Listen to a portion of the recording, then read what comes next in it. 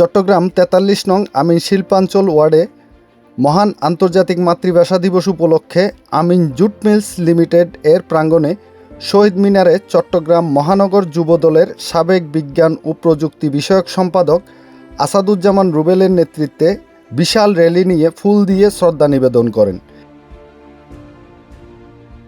আজ ঐতিহাসিক ২১শে ফেব্রুয়ারি ১৯৫২ সালের ঢাকার রাজপথে সালাম, বরকত, রফিক, জাব্বার সহ অনেক নাম না জানা ভাই এই ভাষার জন্য শহীদ হয়েছেন। সাথে সাথে এই ভাষা আন্তর্জাতিকভাবে জাতিসংঘের স্বীকৃতি পেয়ে আন্তর্জাতিক ভাষার স্বীকৃতি পেয়েছেন, সেজন্য আমরা গর্ববোধ করি এবং এই শহীদের প্রতি শ্রদ্ধা জ্ঞাপন করছি। বাংলাদেশ যতদিন থাকবে। আজকে আমাদের এই শুভ দিনে ২১শে ফেব্রুয়ারি শুভ দিনে এটা আমরা প্রতিবারে পালন করতে পারি।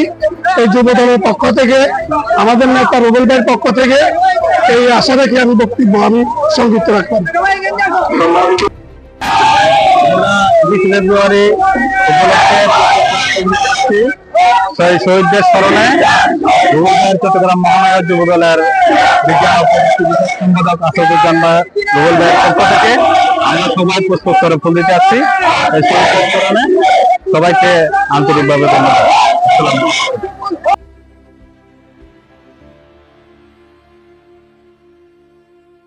এ সময় উপস্থিত ছিলেন পাঁচলাইশ থানা যুবদল নেতা মোহাম্মদ দুলাল, শাহাদাত হোসেন, মামুন চৌধুরী, শান্তিনগর ইউনিট বিএনপির সাংগঠনিক সম্পাদক মোহাম্মদ রবিন, যুবদল নেতা জাহাঙ্গীর, রাজন রহমান, টিপু সুলতান, জাব্বার, মহিবুল্লাহ, মাসুদ, সোহেল সহ সকল নেতৃবৃন্দরা।